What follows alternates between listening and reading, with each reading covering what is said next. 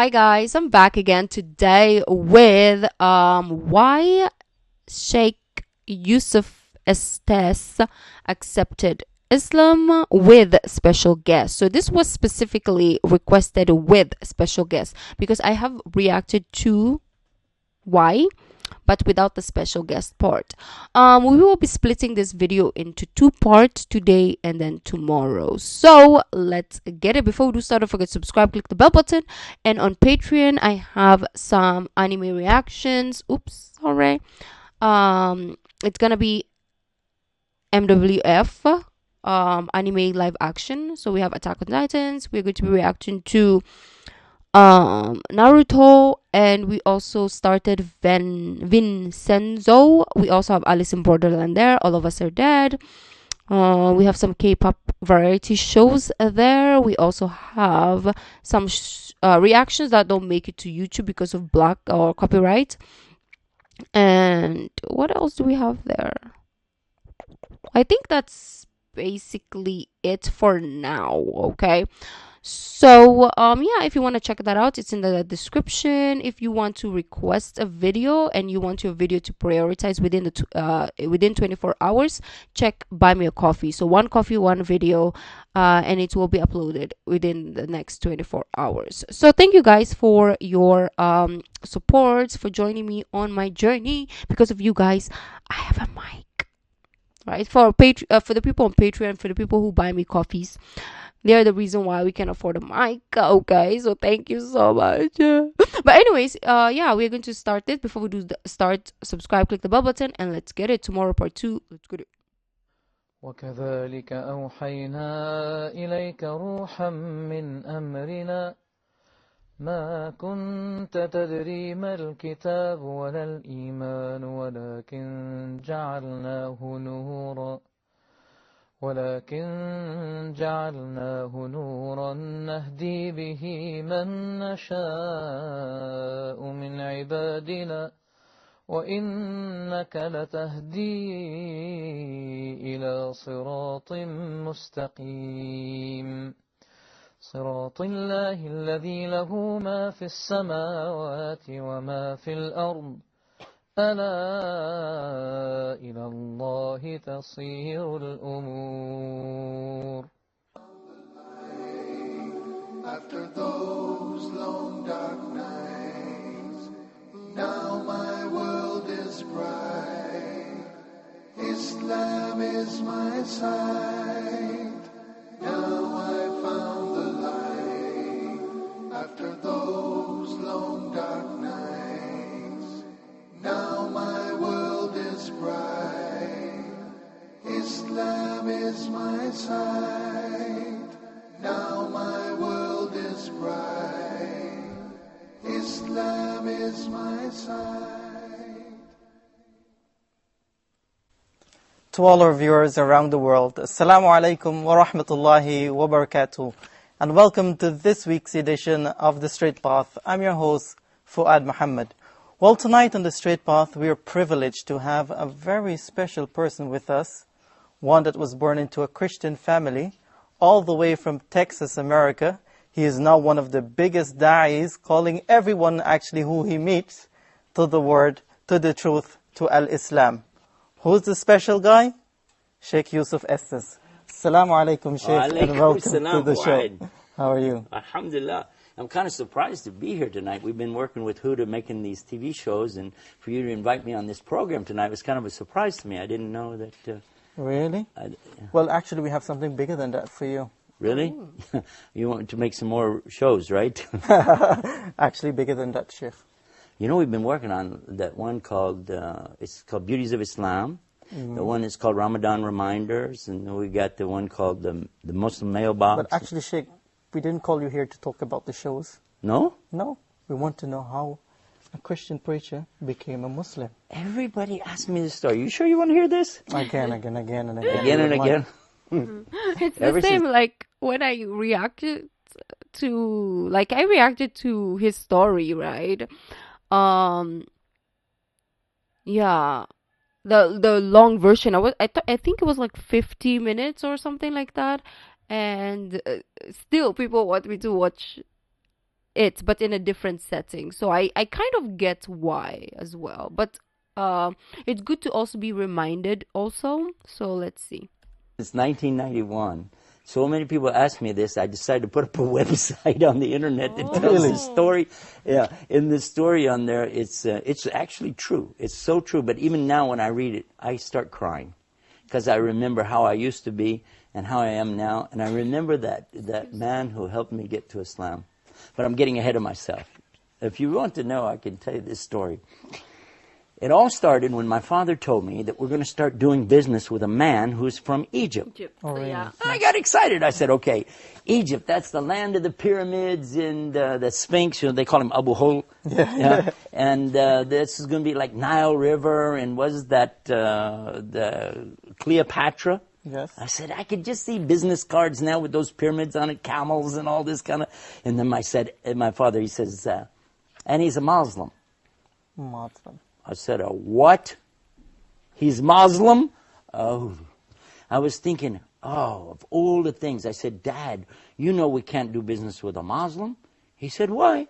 I said, because my father knew these TV evangelists. Maybe you heard of some of them, like Jimmy Swaggart and Jerry Falwell and all these different guys. And he knew them. And the things that they said about Islam, the way that they used to put down Muslims in the Quran, and the horrible things that were being said. And by the way, not true, but I didn't know that. So I'm saying to my father, these guys are hijackers. They're kidnappers. They don't believe in God. They worship a black box in the desert. And they kiss the ground 5 times a day. So my daddy's saying, no, you got to meet this guy. He's really nice. We're going to do business with him. And I said, I'll meet him on one condition. He said, what is it? I said, we do it my way. He said, what's your way? I said, okay, I want to come from church. It's got to be on Sunday. And then what I'm going to do, I'm going to come to him. I'm going to stop and eat or nothing, directly to him. And I will have my cross. I used to wear a cross on my belt loop, about that big. Okay? And I had a Bible that I carry under my arm all the time. And I have a cap on my head, and across the top of the cap it says, Jesus is Lord. And that's the way I want to meet this guy. Well, my dad said, okay. I want to see a picture. Okay. We had a store in the mall in a place called Grand Prairie, Texas. And so in the store, we go to meet him on Sunday, Now, I was ready for this guy, and I imagined, what's this guy going to look like? He's going to be wearing one of those long white robes, and he's going to have a big outer garment thing, what they call a bisht over that, and he's going to have a turban on his head, and he's going to have an eyebrow that goes all the way across from one side to the other, a huge bushy beard that he'll have, and a big sword that he's going to be carrying. I think I was looking for somebody that's a cross between Attila the Hun and the Ayatollah Khomeini. I had no idea. So when my father took me in, I was nervous, Here, I'm going to meet this guy. Oh, he's going to be a Muslim. Oh, boy. But I'm going to hold the faith of Christianity high in front of this guy. We went in the door, And my father said, here he is. I said, where's the guy, And he brought him over, and I said, this? Because he wasn't wearing any clothes like I was thinking. He was wearing normal, everyday clothes, like you're wearing, And he didn't have even a beard. And he didn't have any hair. Actually, he's bald-headed. Oh, really? And I said, this man is... And he had something Egyptians have. Not all people in the world have this thing. But Egyptians have something very special called ibtisam. Ibtisam. Well, you know what is ibtisam? Smiling. Smile. He has a big, beautiful smile. And I couldn't help but be caught by this smile. And when I shook hands with him, I said, this is a nice guy. I don't know why, I just felt like he's a nice guy, Forgot everything about being Muslim. It just kind of went out the door just by meeting him. I like to mention this because I want Muslims to know that you need to get out, meet people more. Don't be so reserved. Don't be scared. Don't be afraid to be yourself. Yeah. Because when more people meet Muslims and know real Muslims, then they'll know that this baloney that's going on in the media is just that, a bunch of baloney. But anyway, I'll come back to this story because you asked me. Next thing, immediately after I meet him, hello, how are you? I said, do you believe in God? Wow. Just like that. He said, well, yes. I mean, God, though. Do you believe in God? He said, yes. I said, yeah, but the God of Adam. You know about Adam? Yes. Abraham? There's a funny story about this, but I'll tell you later about Okay. Abraham. There's something Okay. very key about this. Okay. He said yes. I said, Moses. He said yes. David, Solomon, yes. So you believe in all those? Oh, okay. You believe in the Bible? He said yes. You believe in the Old Testament, though? Yes. But you don't believe in the New Testament? He said yes. Too many yes. I'm going, what? How? I said, yeah, but you don't believe in Jesus. He said, yes. I'm going, what? That's not what we heard. I did not hear it that way. I said, yes, but you don't believe he is the Christ, the Messiah. He said, yes. I'm going, wait a minute.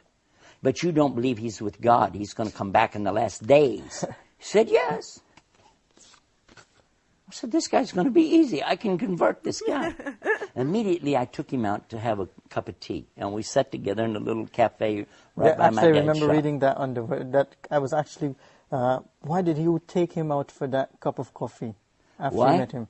Because I was going to convert him. That was it. I'm This was going the to yes sit guy. right there. The first day, I said, wouldn't that be something? I can convert him on the first day. Wow. I was ready. You had ambitions. I mean, that boy, I'm going to get him now. So I started talking about Abraham. Abraham, I'm telling him the story of Abraham and his son Ishmael, his son Ishaq, Isaac, as we call him Yes. in English, and the story of how Abraham has to sacrifice his son. And he's sitting there going, yes, that's what we believe. We believe that. I said, yes, but what about this point right here where a ram has to come in and be the salvation because there's the substitute and it's so and so, and I'm going on. And he said, yes, we believe that. I was thinking, now, wait a minute. I had talked to another priest friend of mine. Okay. He's not a priest, he's a preacher for the born-again Christians. And he told me to be real careful with these Muslims. But for sure, he was telling me, read this to them because they don't believe this. And he was saying he did believe it. I was thinking, So step by step, I was thinking, we can do this. I went back to my father. I said, Dad, I want us to do business with this guy. My father said, okay, great. I said, because I can convert him. And my father, he's so sweet. He said, leave him alone. He has his religion. We have our religion. He's a nice person. You don't need to convert people. I said, no, this is our mission. We have to save people to the Lord. My dad said, listen, it's up to him to save the people, okay? Subhanallah. Yeah, my dad said that. I'm thinking, no, I got to convert this guy. So Why we were you start so doing eager business. to convert him? Why? Huh? Why were you so eager to convert him? Well, to be honest about the thing, you see, I was out on the streets going around doing what we'd call in English, Arabic, when Muslims, we say street dawah. That's what I used to do as a Christian. I would be in the streets and I would have my Bible and I would witness. They call it witnessing, Yeah. I think that's a good comparison, witness, dawah. And I would go up to people like drug dealers or prostitutes in the street. Anybody, I see them, they're downtrodden, poor, they don't have a home. If I have anything, if I have some money, I will give it to them. And they're saying, oh, thank you, and give them some food, anything. And then at the same time, I start bringing them the message of the Bible. And I would quote to them many of the scriptures in the Bible, the good things, the things we as Muslims know, or, we should do it too. There's no doubt about it. These are good teachings, very moral and upright things. And so as I was doing these things, I felt a need to call the people to Jesus. Yes. And that's what I wanted to do with this man. And I was told these Muslims are very dangerous people. They don't believe like we believe, and they're, just stay away from them. And I've been warned in a number of times. By your friends, Yeah, by other preachers, actually. preachers. Yeah. So then the next thing that happens, we start traveling together. This gentleman from Egypt, I can't remember the name of the city he's from, but anyway. So as we're traveling together, working together, I watched his character and I thought, wow. Every time it was time for him to do what he calls salah. Salah means like the connection between you and Allah. And it doesn't really mean prayer. It's bigger than that, but you know that. Anyway, so he would stop. Whatever we're doing, he'd say, excuse me for a few minutes. And I would watch him. And we're doing business. We're trying to do this. Here he goes. Walk over there and you'd see him and bowing and putting his head on the ground. And in the moment he would put his head on the ground, I'd say, look at this. This is so unbelievable. A human being, a strong man who's willing to humble himself to put his head in the dirt in front of his Lord.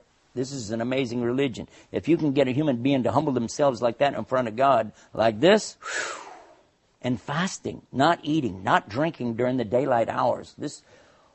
I didn't imagine to see something like this. And then, on top of that, here is a man who had some moral teachings about him that, and I can't even describe it even now, but I'll give you an example and let you think about this. Watch this. One day, I had 2 little daughters, one about this big and one a little bit bigger than that, I guess, And so to the older of the 2, she's about 5 or 6, I guess, he says to her, would you like to borrow $1? And I thought, borrow $1? What's that? You want to give a kid $1? Give him $1. What's this borrow $1 thing? 5 years old she was at the Yeah. time. So he gave her the $1, and I told him thank you for that. I was thinking, because in Texas we actually say, hey, can I borrow $1?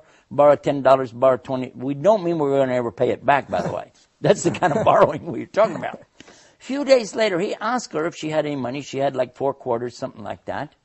And he said, okay, give it back. This is the $1 you owe me.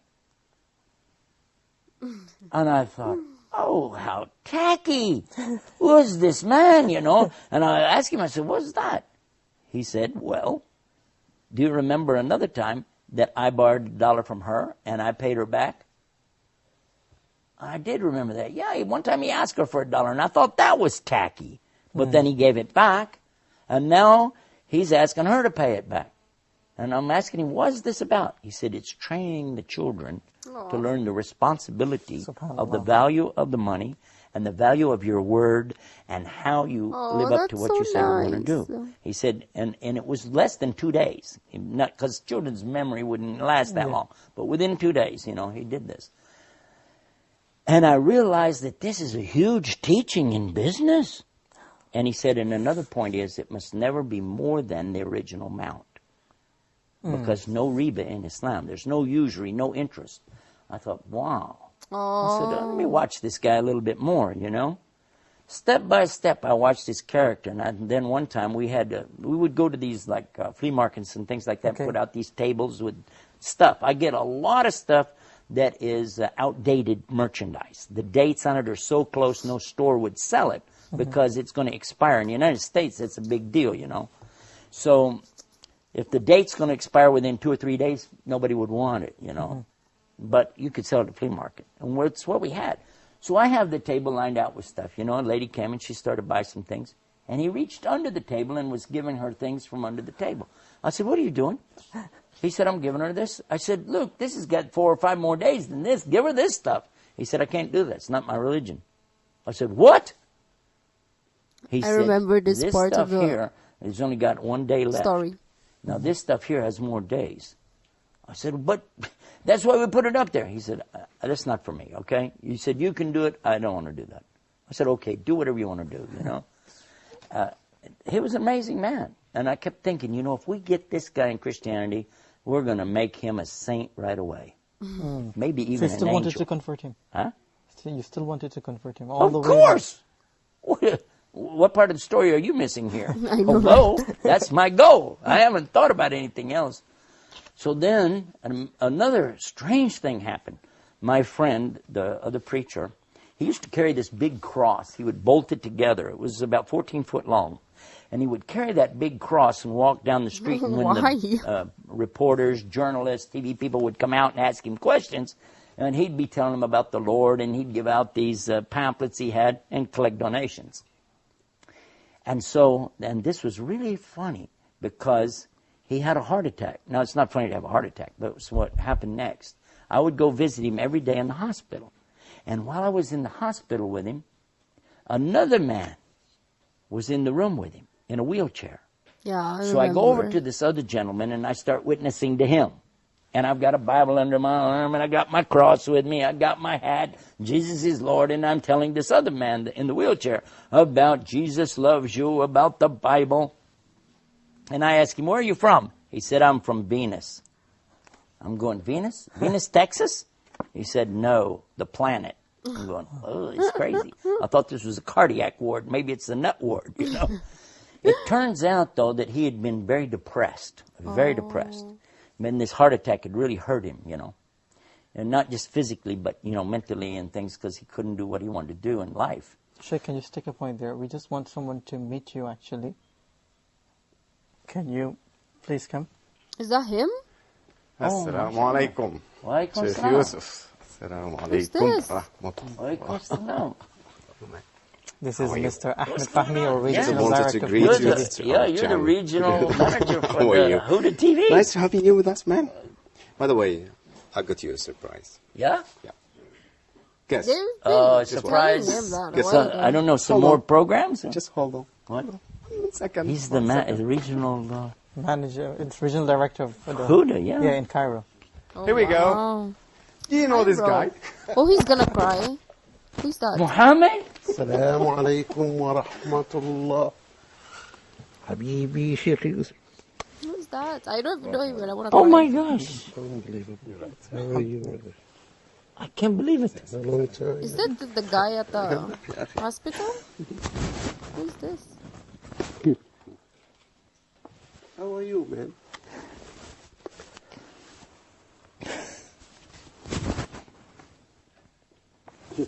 This is the guy I'm talking about. Okay. Oh wow. Okay. Surprise, huh? I'm glad that he's here. I mean, he was there. I'm not sure. You know, of course, it's the time frame is far away, so I don't know if I should use past, present. But anyways, in the first video that we reacted to, he talked about him still, and I was asking what happened after to that guy. So the fact that he is there, beautiful, because I know he also reverted. In that first story he told us that he reverted also. So that's good. Take your When did you seat guys do this? so he can join the show. Is this a So real that's a show? Are we surprise. already on TV? Yes, we are. Sheikh Yusuf, just I gotta go. بسم الله الرحمن Fuad, الرحيم. continue the show. Jazakallah khairan. Mr. Ahmed Fahmi. Would you like to tell the viewers who this guy really is? Have a seat. It's been a long time. How are you? Alhamdulillah. How about you? I'm talking about you. I'm sitting here. You know that. It's been there. All Have the you been time. here listening to this? I've been just trying to make a surprise for you. I know you were here I'm surprised. in Egypt. I'm surprised. Oh no! I'm glad to see you. Oh wait, no. This is Muhammad, the guy that he wanted to convert. Oh, I thought I thought this is the guy who had the heart attack. This is the okay. Even his accent, I should have known. But I'm glad to see Muhammad finally, because I've never seen him, and I wanted to see this guy who kind of like his window to Islam, I'm gonna say. Right? Beautiful. Let's go. In a good health and talking about me too. Is this really? We're still broadcasting? This Yes, is, we are. Okay. All of this is on camera. Because otherwise for I the want to viewers. just take him and we're going to go out and... This is Muhammad Abdurrahman. This is the man I'm telling you about. This is MashaAllah. Allah يحييك شيخ يوسف. this is MashaAllah. the light for Islam to me. Allah MashaAllah. يبارك فيك. والله I am so impressed of what I hear always about you and what I watch on the TV. May Allah reward you for your efforts and your strength in keeping your path like this for 17 years now.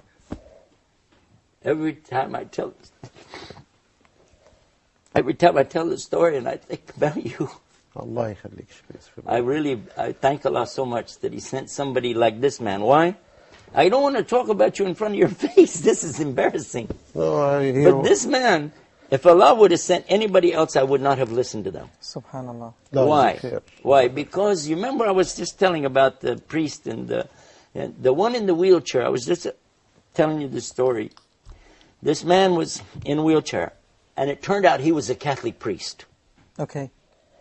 So when I was witnessing to him, he said, okay, I want to confess something to you. And I said, don't confess to me, I'm not a priest. I'm not even a Catholic. He said, I know that. I am a Catholic, I am a priest. Okay. And I was shocked. You remember? Yeah, I remember. Father Peter Jacobs. Peter Jacobs, yeah. I remember him very well, yeah. it, when he got out of the hospital, I asked him to come and live in the house with us. And in the meantime, we brought Muhammad to live in the house with us. We had a big house out in the country. Okay. We called it the little ranch. Okay. Yeah. And this You time you remember were the new in ranch? America. Midlothian, huh? This time you were new in America. Yeah, less than 1 year. Less than 1 year. Yeah. Sometimes he would say words I didn't have a clue what he was saying, but he'd be smiling. I'd be going, yeah, I guess. You know, he was still getting his English together. Oh my God. You're Texan. Oh, and then what happened? Yeah, I'm so, I don't know if I can remember what we're doing even here now. This is shocking me. Okay, you met the guy in the hospital. Oh, yeah. He said he's from Venus. Yeah, well, that's what happened. After I found out he was a Catholic priest, I realized that, you know, he didn't like me coming and preaching to him as a Protestant Christian, you know. Anyway, when he came to live with us, I was telling him about this guy is a Muslim living with us. Let's convert him. He's telling me, actually, as a Catholic priest, we had to study Islam. I know about Islam. I said, you do? He said, yes, it's a very important religion, and it has this and this. He's known the 5 points of Islam, you know, the pillars. Yes. Believing in Allah and His Messenger and performing the salah, the prayers, fasting Ramadan and paying zakat, the charity, and also making pilgrimage. He knew all about these things. So then we would sit around the table at night. Now here's what we do. Clear off the table after the food. And then nonchalantly, let's just discuss the Bible in front of our Muslim friend. So I bring out what? The Revised Standard Version of the Bible. My father brings out the King James Version of the Bible. Different version. My wife had, she Everyone. had the Jimmy Swaggart's Good News for Modern Man. Sure. And then the Catholic priest has a totally different Bible. Because these books are all 66 books each, okay? But the Catholic version, which is much older, in fact, the Christian Protestant Bible comes from the Catholic Bible. But the Catholic Bible has 73 books. What happened to the other 7 books? Nobody knows. Anyway, here we are. We're talking about which book. No, my book. No. And my book says in it that the Malik James, the King James Version, is having grave defects. It needs to be retranslated. And my father's saying, no, this is no, this one, no, that one, so and so. And finally, I'm embarrassed because we're arguing in front of him. I said, okay, but just change the subject. How many versions of that Koran thing do you have? Okay. Let's take the answer from him after we take this short break. Stay tuned, viewers, as we speak to Shaikh Yusuf Estes. We will take a break and the also. person who gave him Shahada, Brother Muhammad Abdul Rahman, after the break. Stay tuned. We will also take a break. I want to sleep. Yeah. I think that's the perfect time to cut it, and then we'll come back tomorrow as well. Yeah, I really like listening to this story because first and foremost, I forgot some parts, some aspects of the story, and it's kind of like giving me this, it's refreshing my memory. And also the way that he says his story or story tells is very, very entertaining, intriguing. Like you are fascinated when you hear him speak, right? And just the emotional aspect of the story also is so, like, you can feel it. Like the first time I heard it, you just feel the authenticity, the genuinity, and the moment that he kind of like woke was beautiful. When I say woke, I mean like he realized which path he wanted to go down, right? So that is beautiful. Yeah, I'll see you guys tomorrow. If you like the video, don't forget to give this video a thumbs up, subscribe, and I'll see you guys in the next video. Bye.